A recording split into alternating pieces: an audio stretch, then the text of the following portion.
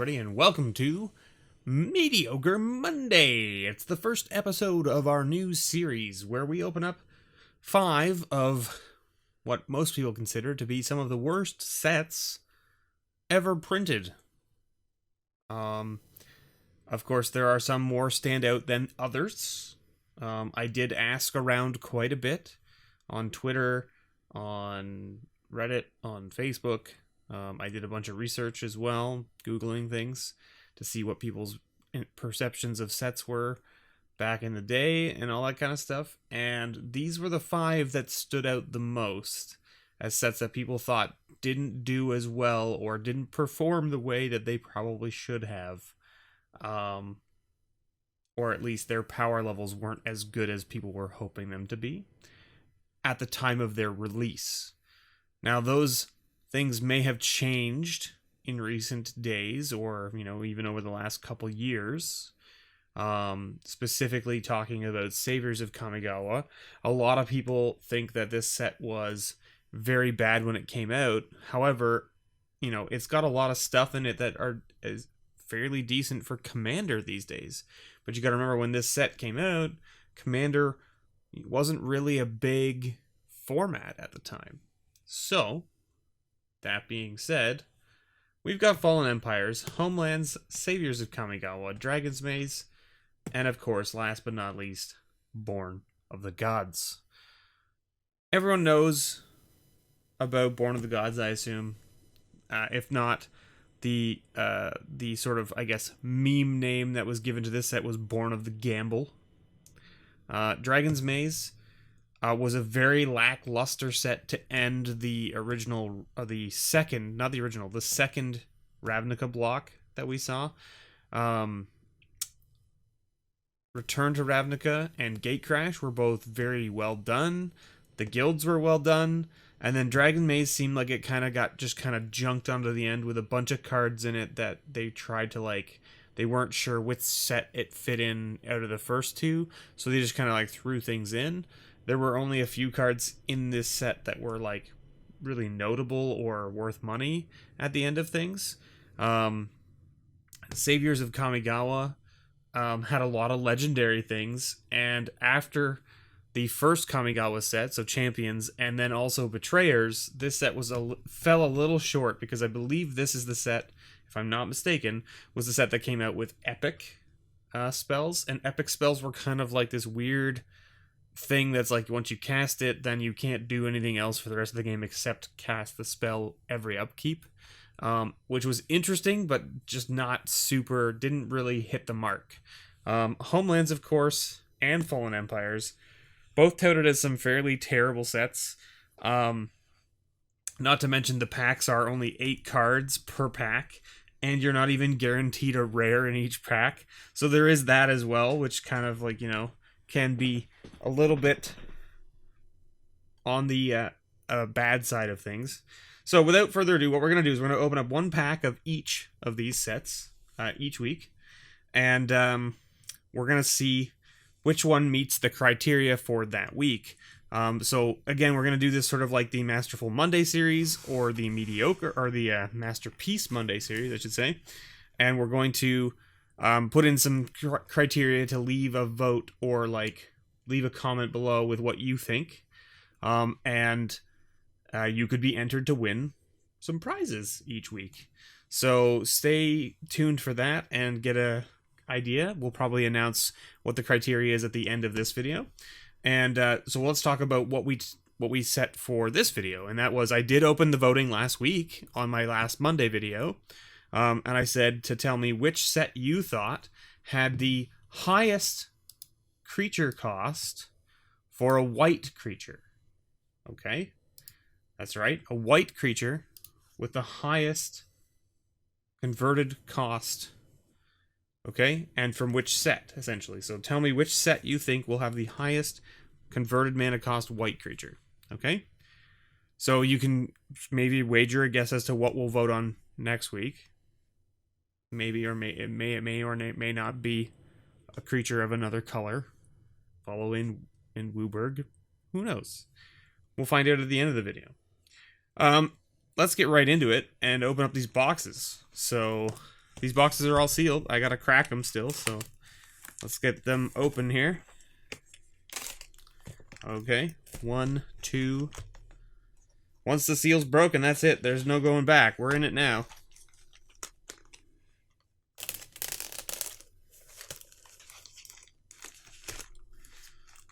Man, these old boxes, this old plastic on these old boxes is disastrous.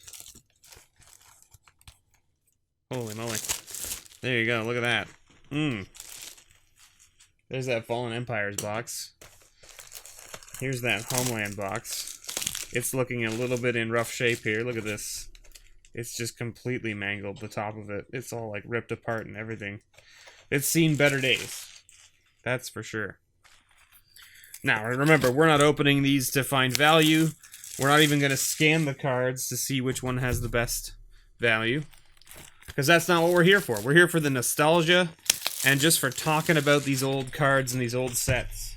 So let's get this all opened up and get them out of the way and get a pack of each. Alright. Let's get this Saviors pack. There's one Saviors pack. Let's get that box out of the way. Over here you go. There we are. Dragon's Maze. We got our little pamphlet in here. I'm going to take that out. Got our Dragon's Maze pack. Got our Born of the Gods pack. Another pamphlet. Alright. Okay. This box is in bad shape. Holy moly, it's falling apart. Look at these Fallen Empires packs, my goodness.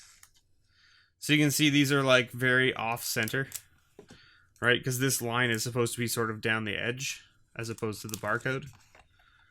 And you can see like in this box, like look at how this is just all kind of like junked in, right? It's not even, it's not flat.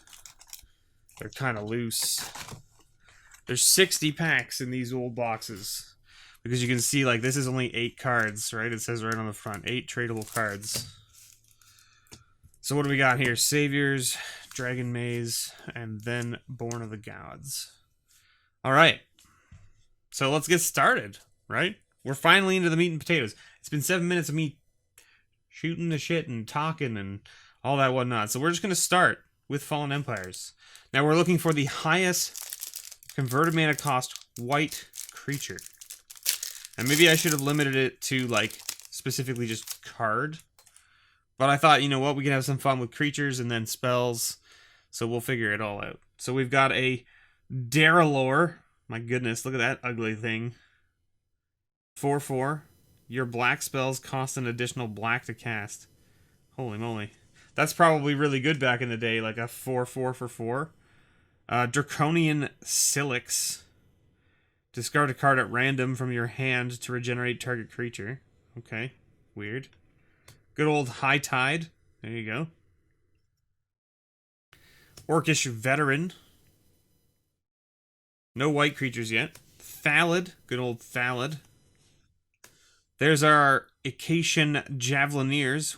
First white creature. We got Spore Cloud. And we got Goblin War Drums. Alright, so we've got one white creature in here. And maybe that's what I need to do. Maybe I need to set it to like which pack will have the most white creatures in it or something like that. I don't know. Like I'm still trying to figure out what the best way to do the voting is. Let's be honest. But I figure why not get in well before we start things. So let's see. I think we gotta have fun with this one. We gotta have fun with this series, right? At least in my opinion. So like let's do something a little different than just dollar value, right? Retribution from Homelands. Oh, there you go. How about an Abbey Gargoyles? That is a 5 mana cost white creature right there. So Homelands might take this one. We'll leave that to the side here. These cards are super taco-y. Look at this. Holy moly. Sengir Bats. Dry Spell. Feast of the Unicorn. Clockwork Swarm. That's a lot of text on that card. 4 mana for an 0/3. Can't be blocked by walls. When it comes into play, put 4/1/1/0 counters on it. At the end of any combat in which it attacked or blocked, remove a 1/1 counter. Remove a 1/0 counter, I should say. But you can pay X and tap it and put X 1/0 counters on it. You may have no more than 4 of these counters on it at any time. Use it only during your upkeep. Wow. Anaba Shaman. 2/2 for 4. And Giant Albatross. My goodness, look at this thing. A 1/1 flyer for 2. But it says pay 1 and a blue. Bury all creatures that damage Giant Albatross this turn. The controller of any of those creatures may pay 2 life to prevent that creature from being buried. Effects that prevent or redirect damage cannot be used to counter this loss of life. Use this ability only when Giant Albatross is put into your graveyard from play. Weird. So it's like an instant speed thing that you have to cast when it's going to the graveyard. Weird. So we're up to Abbey Gargoyle for 5 mana white. So Homelands is in the lead with 5. Saviors of Kamigawa. Now, something else that was mentioned to me in the comments of the last video was, what about multicolor cards? And I'm not sure what I'm going to do about multicolor cards yet. For now, we're just going to call it mono. When I say creature of this color, we'll call it a mono creature. Multicolor is going to be difficult because if I include multicolor, then into the mono colors, that's the only way to do it, really, because some of these old sets don't have multicolored cards in them, so they'll never win those weeks. They have to make it something that's possible to happen in any of the 5 packs. Anyway, so let's just see what we've got here. We've got Aki Underling, Shinen of Flight's Wings, Fiddlehead Kami, Death Denied. Alright, there's our first white creature from Saviors of Kamigawa, and it's a Shinin of Stars Light. We got Barrel Down, Death of 1,000 Stings, Curtain of Light, which is an instant, not a creature, Ronin Cavekeeper, Oboro Breezecaller, Rending Vines, and we've got Rushing Tide Zubera, and we've got Aether Shockwave. We got Haru Ana. And our rare, Seed the Land, which is a decent little rare. It's a good rare. But it looks like the highest costed white creature in this set is the Shinin of Stars Light at 3 white. Or at 3 mana white. Alright, Dragon's Maze. What do you got for me, Dragon's Maze? The problem with doing the multicolor too, as I mentioned, is that Dragon's Maze has a lot of multicolor cards in it. It's got a lot of multicolored cards in it. We've got a Cluestone. Demir Cluestone. We've got a Boros Mastiff, which is a white creature for 2. Uncovered Clues. Rubble Belt Maka. Vashino First Blade. See, now this would be a white creature that costs converted mana costs 3, but it's not. I'm thinking only mono right now. Maze Behemoth. Ceruli Gatekeepers. Awe for the Guilds. Crypt Incursion, Deputy of Acquittals, Armed and Dangerous, Flux Charger, Give and Take, and, our rare is a double-sided, or not a double-sided, but like a split card, which is Breaking and Entering. Now, the interesting thing about these two-sided cards, or whatever you want to call them, or like split cards, is that you had the fuse ability on these, which means you may cast one or both halves of the card from your hand. So you could cast both, but you have to pay the total mana cost. So this would be 2 black, a red, a blue, and then 4, right? For a total of 8 mana, right? To do both. So that's our rare, and then we have an Izzet Guildgate and a token card. Woo, token cards. So it looks like Boros Mastiff is the highest white creature from there. So we did get a white creature in every pack so far. Born of the Gamble. Born of the Gamble could take it home here. Born of the Gamble could take it home here. Let's see. Nyxborn Eidolon, Charging Badger, Faragax Giant, Sphinx's Disciple, Ephara's Radiance, which is not a creature, Cetizen Starbreaker, Nyxborn Shieldmaid, 1 white, a single white mana, Farah's Band Tromper, Asphyxiate, Fall of the Hammer, Unravel the Ether, Ashiok's Adept, Nessian Demolock, and our rare is a Whelming Wave. Alright. With a sweet-looking forest and a junk card. So there you have it, folks. This week, the winner is someone who picked Homelands as having the highest cost white creature with the Abbey Gargoyle. So we're going to pick a winner now, which means we got to write down the people's names. Well, guess what? There's only 3 people that voted for this. Okay?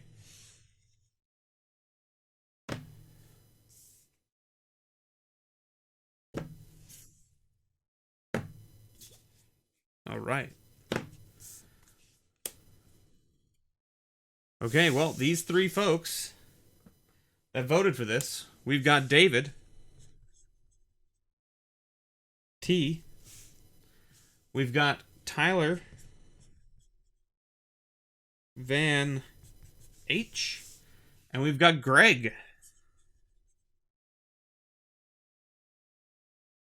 L. All right, the 3 of you, congratulations. One of you has won something. Do you want to know what that something is? Well, guess what? I'm going to tell you right now because I just made it up this moment while I'm filming. You are going to win the pack of Homelands that we just opened. You're going to get the whole pack, all 8 of those cards. And this is going to be the same for everybody. So if you win your week, if you vote correctly and win, you will get the pack of the set that you voted for that I opened that day. All right?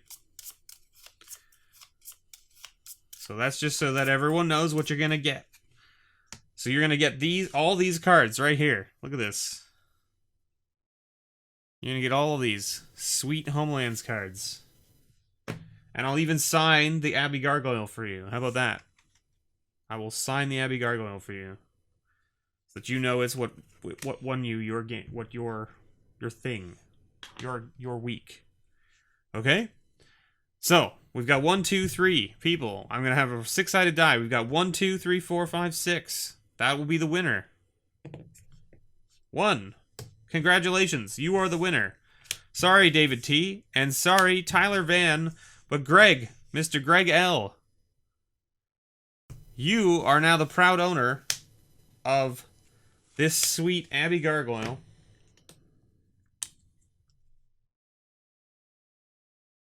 Which I have now signed for you. Look at that. See? Alright? And you will get all these fancy dancy cards right there, Greg. So, Greg, you are, in fact, a patron. So I will hold on to these and ship them out to you with the next patron grab bag, if that's okay with you. If not, I will ship them out sooner. You let me know. But you can let me know in the comments. But you can also shoot me an email. Whatever you want to do. Now, for next week, those of you wondering, what are we going to do next week? What's happening next week? What do we got to vote on? Well, here we go. Ready? I want you to vote on which set you think next week will have the highest cost blue creature. That's right. I alluded to it earlier in the video, but that is correct. That is what we're voting on next week. The highest costed blue creature. Which set do you think it will come from? Let me know below in the comments for your chance to win the pack that wins.